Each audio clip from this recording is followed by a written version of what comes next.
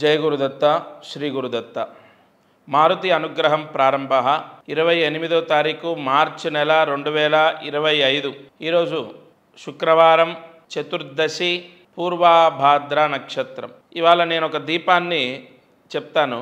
ఆ దీపారాధన చేసుకుంటే వంశదోషాలు పోతాయి. వంశదోషం అంటే ఏంటి? వంశదోషం అంటే మీ తండ్రి, తాత, ముత్తాతలు ఏదైనా స్త్రీ అంటే ఎవరైనా స్త్రీని ఏడిపించడం, బాధ పెట్టడం, క్షోభ, వాళ్ళ యొక్క క్షోభ, ఏడుపు మనకు తాకితే అది వంశదోషం. లేదా వంశంలో ఏదైనా స్త్రీ ఆత్మహత్య చేసుకున్న వంశదోషమే. ఆ వంశదోషాలన్నీ కూడా తరతరాలకు అంటుకుంటాయి. అదేంటండి, వాళ్ళు టార్చర్ చేసి వాళ్ళు చేసిన పాపాలు మేము అనుభవించాలంటే ఎస్, అదే కర్మ. అంటే మీరు పలానా ఇంట్లో పలానా దంపతులకు జన్మిస్తారు, రుణంతోనే మీరు జన్మిస్తారు. వాళ్ళ అప్పులు లేదా వాళ్ళ ఆస్తులు, వాళ్ళ మంచి చెడు అన్నీ మీరు మోయవలసిందే. ఇవన్నీ భారతదేశంలో కాదు, ప్రతి దేశంలో ఉంటుంది, ప్రపంచమంతా ఉంటుంది. మనకేమో భగవంతుడు ఇచ్చిన వరము పుణ్య భూమి, ఇది కర్మ భూమి, ఇది అన్నీ మనం తెలుసుకుంటున్నాం. వాళ్ళకు తెలియవచ్చు, తెలియకపోవచ్చు. మనము నదీ స్నానాలు, యజ్ఞయాగాది క్రతువులు, క్షేత్ర దర్శనాలు, దాన ధర్మాలు ఇవన్నీ చేస్తున్నాం.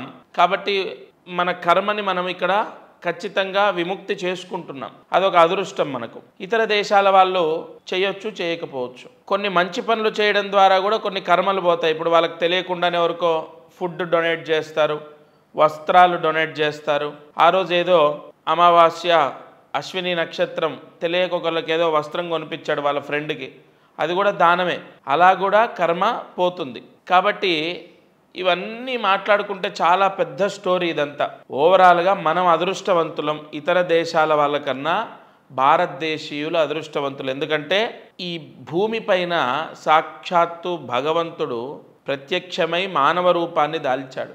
ఆదిశంకరాచార్యుల వారు, శివస్వరూపమైన ఆదిశంకరాచార్యుల వారు ఈ భూమిపైన అడుగుపెట్టారు. ఇలా ఎంతోమంది సాక్షాత్తు దైవస్వరూపాన్ని అంటే దైవస్వరూపాన్ని పొందిన వాళ్ళు ఎంతోమంది మనల్ని అనుగ్రహించడానికి ఈ భూమిపైన అడుగుపెట్టారు. కాబట్టి మనం అదృష్టవంతులం. అందులో ఈ ఛానల్లో ప్రతిరోజు నేను చెప్పే కార్యక్రమాన్ని చూసి విని చేస్తున్నారు. ఖచ్చితంగా మీ పాపము, మీ దోషం ఏదున్నా తొలగిపోతుంది. ఇవాళ దీపం నువ్వుల నూనె వేసి 3 ఒత్తులు ఒక ఒత్తిగా చేసి దీపం వెలిగించండి. వంశ దోషం తొలగిపోతుంది. తప్పకుండా ఇంట్లో ఎవరో ఒకరు సూర్యాస్తమయంలోపు మీ పూజా మందిరంలో దీపాన్ని వెలిగించండి. ఇక అదృష్టమైశ్వర్యం, ధనయోగం గురించి ఈరోజు చతుర్దశి, పూర్వభాద్ర నక్షత్రం, శివ దర్శనం. మనకు ఋషులు ఏం చెప్తున్నారు? నాగశాస్త్రంలో పరిహారం ఏముంది అంటే శివాలయానికి వెళ్ళి ఈశ్వర దర్శనం చేయమన్నారు. తద్వారా విశేష ధనలాభం, వ్యాపార యోగం, వ్యాపారంలో బాగా కలిసి వస్తుంది.